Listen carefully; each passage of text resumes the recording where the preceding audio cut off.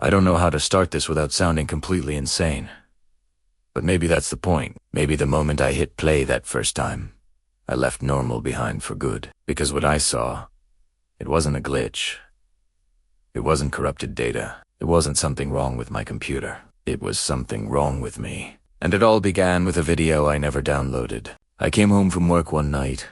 You know the feeling, just exhausted, numb, wanting to shut my brain off and stare at a screen. I opened my laptop, and there it was, sitting right on my desktop, a file called Red. MP4. I didn't remember putting it there. At first, I just thought maybe I'd forgotten about it. Or maybe it was one of those annoying video ads that somehow slipped through my browser and saved itself. But then, as I hovered my mouse over it, something strange happened. The thumbnail. It pulsed, like it had a heartbeat, just a slow, steady throb. A deep red glow behind the static image. I told myself it was just a weird visual bug, probably some corrupted preview frame, so I clicked it. That was my first mistake. The video was only 17 seconds long. It was dark, almost completely black. There was barely any light, just enough to make out the faint outline of a room. But something was wrong with the image itself. The pixels looked wet, like they were sliding across the screen instead of loading normally. The longer I stared, the more the darkness seemed to move, to shift, like something was stirring just outside the camera's view. Then, a sound came through my headphones. It was soft, wet, almost like dripping. At the 11-second mark, a voice whispered something. I couldn't understand the words, but it sounded like it was right there, whispering directly into my ear. And then, just like that, the video cut to black. But the dripping sound didn't stop. It kept going, quiet, steady, rhythmic. I paused the video player. The dripping continued. I took off my headphones, and I could still hear it. That's when I saw it, a small, dark streak running down the right side of my screen. It was blood, a thin, red line, dripping, slowly trailing downward, leaving a viscous smear as it moved. I reached out and touched it. It was warm. I yanked my hand back like I'd just touched a hot stove. My laptop screen shouldn't bleed. Screens don't bleed.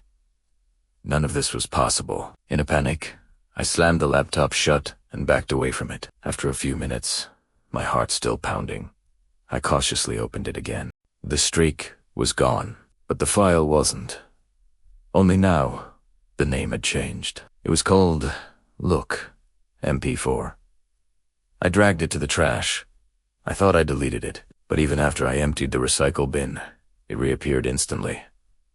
Same spot on the desktop. New name, Please MP4. That night, I couldn't sleep. Every time I closed my eyes, I saw that dark, wet room, and I heard that incessant dripping, like it was seeping right into my dreams. When I finally jolted awake in a cold sweat, my phone was vibrating on the nightstand. A new notification. New video saved. Please MP4. It was the same video, but now it was on my phone. I didn't open it. I just stared at the thumbnail. Something was different this time. Behind the static red glow, there was a shape, a silhouette of a head. It looked like it was pressed against the inside of the image, like a person leaning their face onto the wrong side of a window pane. I threw the phone across the room. I heard it clatter against the wall. And then, a new sound. A wet splat. When I finally worked up the courage to go pick it up, there was a drop of blood on the floor. Not a lot, just a single perfectly round drop, right where the phone had landed, as if it had fallen from my phone. I wiped it with my finger. My hand came away stained red. This wasn't my imagination.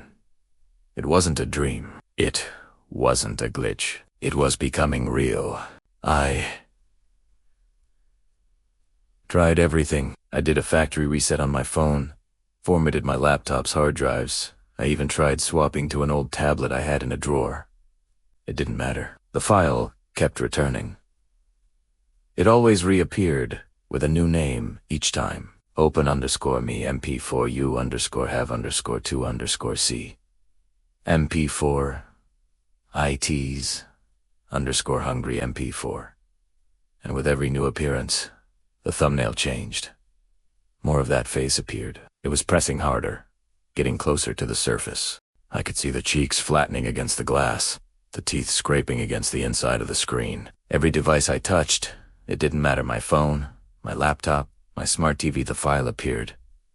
It was circling me, following me, waiting. One night, I woke to the sound of something dripping again, but this time, it wasn't coming from a speaker. It was coming from the ceiling. A dark spot was growing right above my bed, and something was falling onto my blanket with soft, warm taps. I jumped up, fumbled for the light switch. It wasn't water. It wasn't a leak. It was blood, and as I stared at the ceiling in horror, my TV turned on by itself. The sound was loud, distorted static. The file had opened on its own. The face was no longer behind the screen. It was pressed flat against it, smiling, its cheeks cracked and distorted, its teeth scraping audibly against the glass. And then, the glass began to bulge outward, like something was pushing its way through. I ran.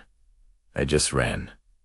Out of the room, out of the apartment. I didn't even grab my phone, but when I reached the street, gasping for air, my phone vibrated. It was in my pocket. Even though I knew I had left it on the floor of my bedroom, there was a new file on the screen. It had no name this time. Just a thumbnail, a frame of me running terrified down the stairs of my building, shot from a high angle, from above. Something was filming me. Something was following me, and the blood, that impossible, warm blood, was dripping from the bottom of the phone onto my hand. I screamed and smashed the phone against the concrete sidewalk. I stomped on it, crushed it until I thought it was just a pile of plastic and shattered glass. But when I looked down, panting, the screen wasn't broken. It was pristine. And a new file had appeared instantly. U_Kent_run. I don't know how long I've been hiding now. Days. Weeks. I don't sleep much.